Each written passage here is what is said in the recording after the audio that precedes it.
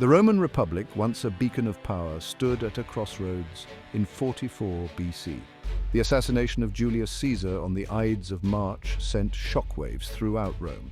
Caesar, a brilliant general, had risen through military victories and political maneuvering. His death, orchestrated by senators fearing his ambition, marked a turning point. The Republic, already teetering, now faced chaos and violence. The conspirators, led by Brutus and Cassius, claimed they acted to preserve the Republic. However, their hopes for stability were dashed as a power vacuum ignited fierce struggles. Amidst this turmoil, a new player emerged, Octavian, Caesar's great-nephew and adopted heir. Thrust into the spotlight, Octavian navigated Roman politics with remarkable skill. The stage was set for a new chapter in Roman history, leading to the birth of an empire.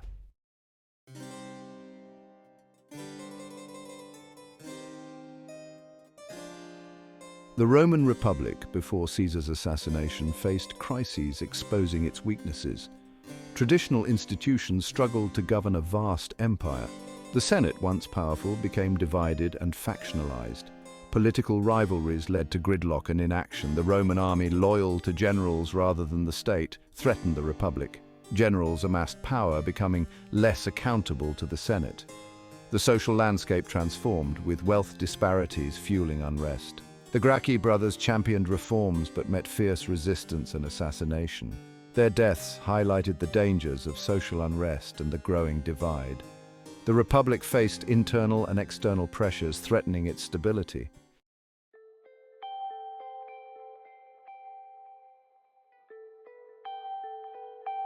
Born Gaius Octavius Thurinus in 63 BC, Octavian was Caesar's great-nephew. In 45 BC, Caesar adopted Octavian as his heir, changing his life forever. At Caesar's assassination, Octavian, just 18, was studying in Greece. News of his inheritance reached him like a thunderbolt. Despite his youth, Octavian displayed remarkable composure and political acumen. He returned to Italy, determined to claim his inheritance and avenge Caesar. Octavian skillfully navigated Roman politics, gaining support from Caesar's veterans. He used his lineage to bolster his legitimacy. His youth projected an image of vigor and a break from the old order. The stage was set for a power struggle with Mark Antony.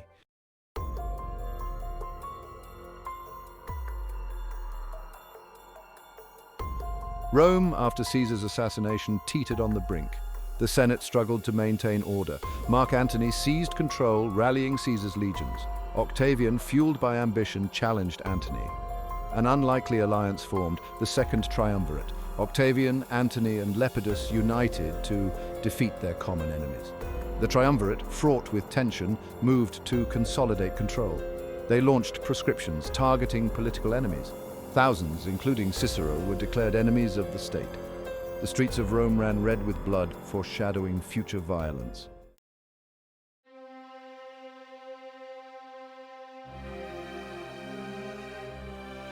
The shadow of Philippi, a republic drowned in blood.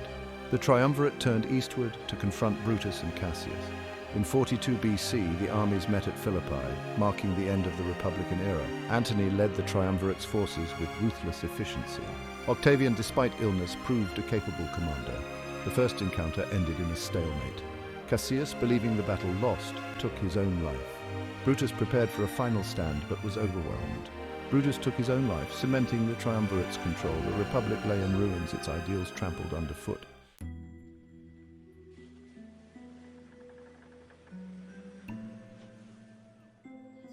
The pact unravels, from uneasy allies to bitter enemies. After Philippi, the triumvirate's alliance unraveled. Tensions between Octavian and Antony resurfaced. Antony established his base in Alexandria, captivated by Cleopatra. Octavian consolidated power in Italy, presenting himself as Rome's champion. Propaganda and slander fueled the growing rift. Octavian portrayed Antony as a traitor bewitched by Cleopatra. Antony's supporters accused Octavian of being power-hungry. In 32 BC, Octavian publicly read Antony's will, inflaming public opinion. The Senate declared war on Cleopatra, marking the final act in the struggle for Rome.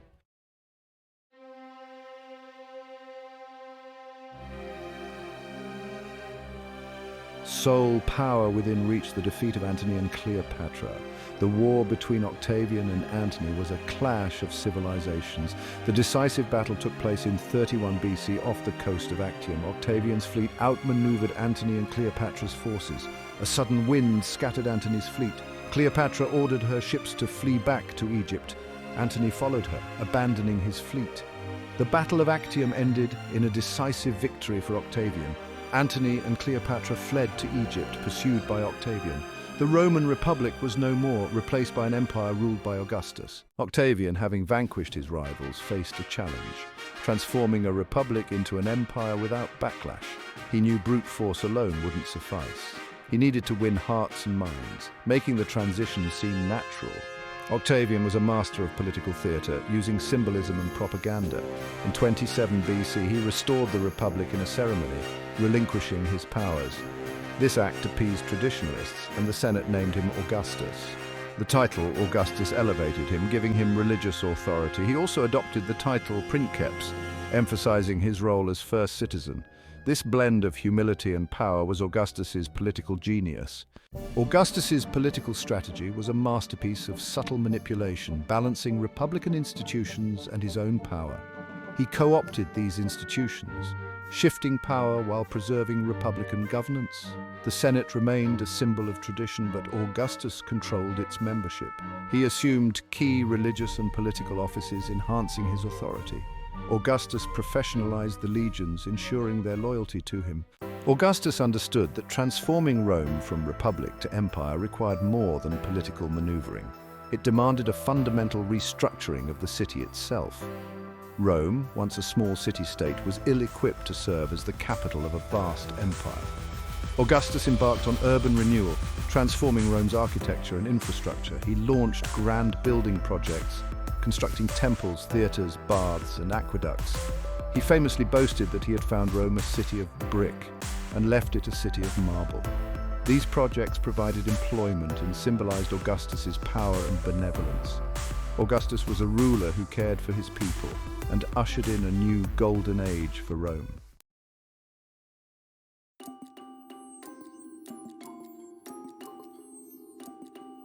Section 4. The price of peace, consolidating power, silencing dissent. Augustus's reign ushered in a period of unprecedented peace and prosperity for the Roman world, a golden age known as the Pax Romana. However, this stability came at a price. As Augustus consolidated his power and transformed the Roman state, he also curtailed civil liberties and silenced dissenting voices. The transition from republic to empire, though bloodless in its final stages, was not without its victims. Augustus understood that the stability of his rule depended on maintaining order and preventing any resurgence of the chaos and civil strife that had plagued the late republic. He established a sophisticated security apparatus, including a network of spies and informants, to monitor potential threats and quell dissent before it could gain momentum. The Praetorian Guard, an elite military unit stationed in Rome, served as Augustus's personal bodyguard and a symbol of his absolute power. Augustus also implemented laws designed to control public morality and suppress any criticism of his rule. He revived traditional Roman values, promoting marriage and family life while cracking down on adultery, extravagance, and other perceived vices. He introduced laws against treason and sedition, making it a crime to criticize the emperor or the imperial family. These laws, though often vaguely defined, were used to silence political opponents and stifle any form of dissent. The Roman Senate, once a forum for robust debate and political dissent, was reduced to a rubber stamp institution, approving Augustus's decrees and showering him with honors. While Augustus maintained the outward forms of republican governance, the reality was that he had effectively established an autocracy. The Roman people, though enjoying the fruits of peace and prosperity, had surrendered much of their political freedom in exchange for stability and security.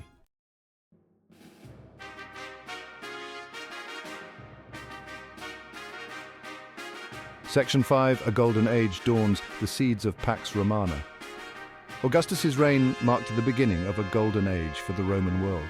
The Pax Romana, Latin for Roman peace, was a period of unprecedented peace and prosperity. This era of stability was the result of Augustus's leadership, military triumphs and reforms. With the civil wars over, Augustus focused on consolidating his gains and establishing lasting peace. He implemented reforms to improve administration, streamline taxes, and promote economic growth. Augustus established a professional civil service to manage the empire's vast bureaucracy. He fostered unity and shared identity throughout the empire. Promoting Latin as the common language facilitated communication and trade.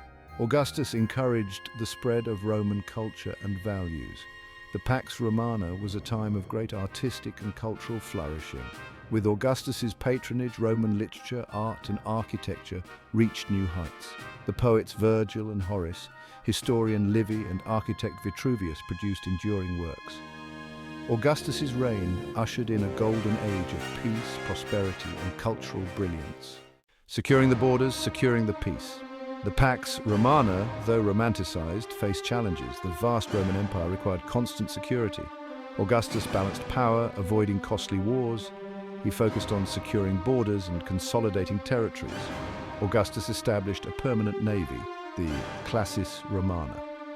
This navy protected coastlines and trade routes. Diplomacy was key in maintaining peace. Augustus used alliances and diplomacy to secure cooperation.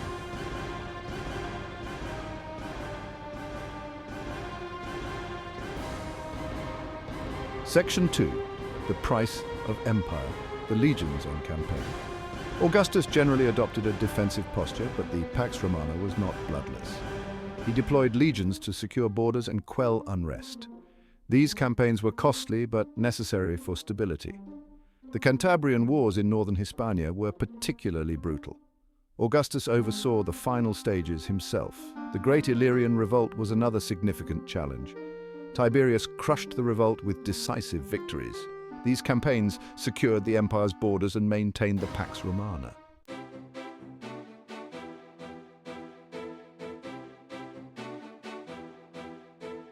Section 3. Bread and circuses, keeping the masses content. Augustus recognized that maintaining the Pax Romana required more than just military strength and efficient administration. He understood the importance of keeping the Roman populace content and distracted, providing them with both material benefits and diversions to discourage dissent and maintain order. This policy, famously described by the Roman poet Juvenal as bread and circuses, was a cornerstone of Augustus's domestic agenda. Augustus invested heavily in public works projects, not only to enhance the grandeur of Rome, but also to provide employment and improve the lives of ordinary citizens. He expanded the city's grain dole, providing free or subsidized grain to the urban poor, ensuring their basic sustenance and preventing food shortages that could lead to unrest. He also oversaw the construction of numerous public baths, theatres, and amphitheatres, providing the Roman people with opportunities for leisure, entertainment, and social interaction. The games and spectacles held in these venues, ranging from gladiatorial combats and chariot races to theatrical performances and public executions, served a dual purpose. They provided entertainment for the masses, and they reinforced the power and majesty of the emperor. Augustus himself was a frequent attendee at these events, his presence serving to enhance their prestige and reinforce his connection with the Roman people. Augustus also understood the importance of promoting traditional Roman values as a means of maintaining social order and discouraging dissent. He enacted laws designed to encourage marriage and family life, believing that strong families were the foundation of a stable society. He revived ancient religious festivals and rituals, seeking to restore a sense of piety and traditional morality that he believed had been eroded during the tumultuous years of the late Republic.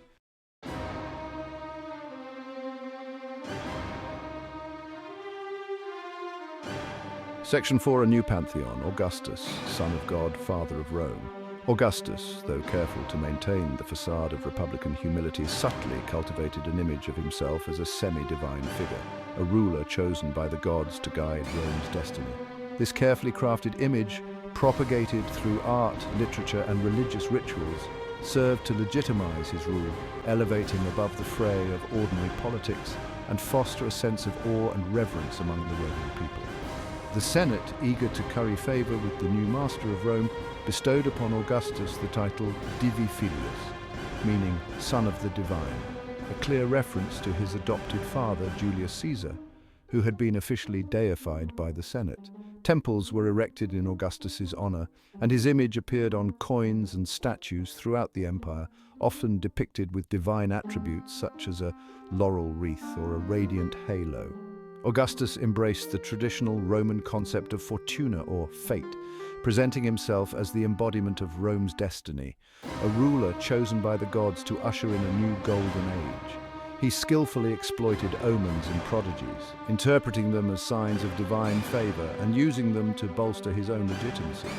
When lightning struck the temple of Jupiter on the eve of his victory at Actium, it was hailed as a sign of divine approval for his rule. This carefully cultivated aura of divinity, combined with Augustus's genuine achievements in restoring peace and prosperity to the Roman world, had a profound impact on the Roman psyche. It fostered a sense of stability and continuity, a belief that Rome's destiny was in safe hands, guided by a ruler who enjoyed the favor of the gods. As Augustus entered his later years, the question of his succession loomed large. He had no natural-born sons, only a daughter, Julia, and several stepsons and nephews. Augustus faced a dilemma. Should he formalize a dynastic succession or leave the succession open? He opted for a hybrid approach, grooming male relatives for leadership roles. He bestowed military commands on his stepsons, Tiberius and Drusus. However, fate had other plans. Julia was banished and Marcellus died prematurely. In the end, Augustus settled on Tiberius, a pragmatic choice driven by necessity. Augustus, upon his death in 14 AD, left behind a legacy as imposing as the monuments he erected. He found Rome a republic, racked by civil war. He left it an empire, united under his rule. His name, synonymous with a golden age, echoed through the centuries. Official pronouncements hailed him as a god. His image graced coins and statues, a reminder of the stability he brought. Augustus's legacy extended beyond imperial cult and propaganda. He reshaped the Roman state, transforming it into an autocracy. The Senate was now under the emperor's control. The army, once a source of strife, was now loyal to the emperor. The provinces were governed more efficiently and equitably. Augustus's legacy was complex and contradictory. He ushered in peace and prosperity, but at the cost of political freedom. He restored order, concentrating power in a single individual. The emperors who followed Augustus faced an unenviable task. They inherited an empire at its zenith, ruled by a legend. To succeed, that Augustus was to labor in the shadow of a giant. Tiberius, Augustus's heir, lacked his charisma. He ruled cautiously, aware of the weight of expectation. His reign was marked by suspicion and paranoia. Caligula, Claudius, and Nero each struggled to live up to the Augustan ideal. Caligula's madness and cruelty terrorized the Senate. Claudius was seen as weak and manipulated. Nero's extravagance and tyranny became infamous. These reigns highlighted the instability of a system reliant on one individual. Augustus's unique talents were hard to match. His successors struggled to maintain the balance of power.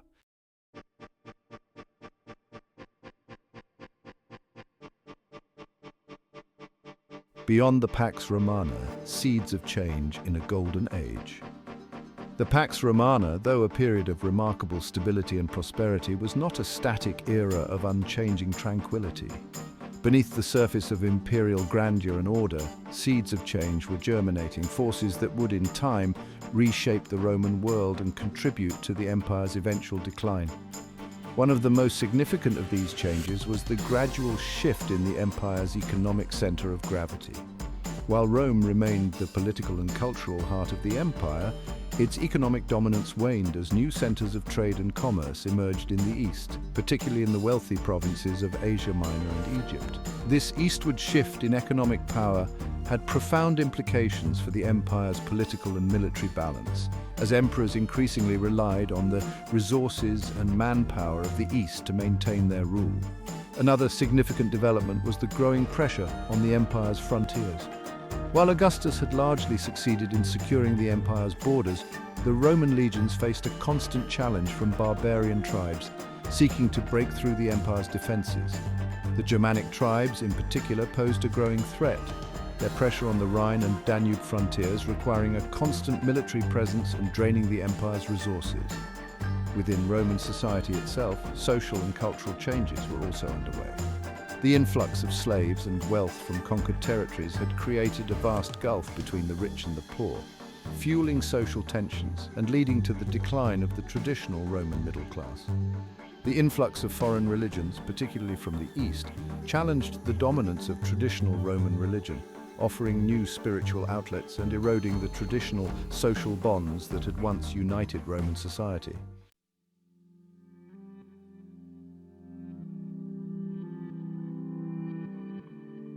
The enduring idea of Augustus, from Roman emperor to eternal symbol. Despite the challenges that lay ahead, the legacy of Augustus continued to exert a powerful influence on the Roman world and beyond.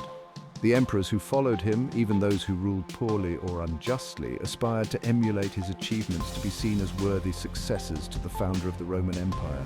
The Pax Romana, though ultimately unsustainable in its idealized form, established a model for peace and prosperity that resonated throughout Roman history and beyond.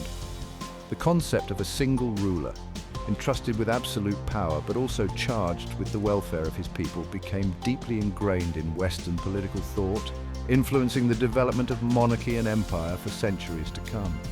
Augustus's legacy transcended the realm of politics and governance. He was a patron of the arts and literature, and his reign witnessed a flowering of Roman culture. The poets Virgil and Horace, the historian Livy, and the architect Vitruvius all produced works of enduring brilliance during the Augustan age, their writings shaping Western literature and thought for generations to come. The image of Augustus, the wise and benevolent ruler, the bringer of peace and prosperity, became an archetype, a symbol of imperial grandeur and enlightened rule. His name, forever linked with the Golden Age of Rome, would continue to resonate throughout history, a testament to the enduring power of his legacy. Augustus's enduring legacy. Augustus transformed Rome from a teetering republic into a powerful empire. His reign marked a golden age of peace, prosperity, and cultural brilliance. Augustus was a visionary leader, blending ambition and pragmatism. He skillfully crafted his image as a semi-divine ruler. Augustus maintained army loyalty and efficient administration. His legacy is a blend of light and shadow.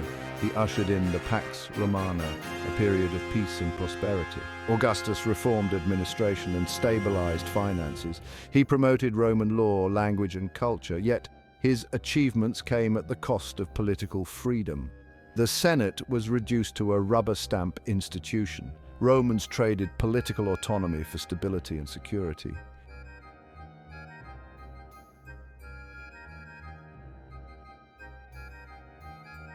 A world transformed the long shadow of Rome.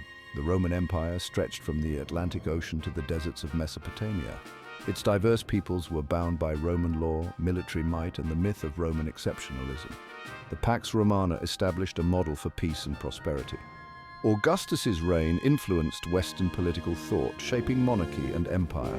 His institutions, a professional army, centralized bureaucracy, and legal system provided stability. Roads and infrastructure ensured a stable political order. Augustus's legacy inspired loyalty and ambition. His reign saw a flourishing of Roman art, literature, and architecture. A golden age of cultural creativity shaped Western civilization. Poets Virgil and Horace, historian Livy, and architect Vitruvius produced enduring works. Their creations reflected the grandeur of the Augustan age. Augustus forged an empire from the ruins of the Republic. He created a vision of a unified, prosperous world. This idea resonated long after the last Roman legion marched, a testament to Augustus's enduring legacy.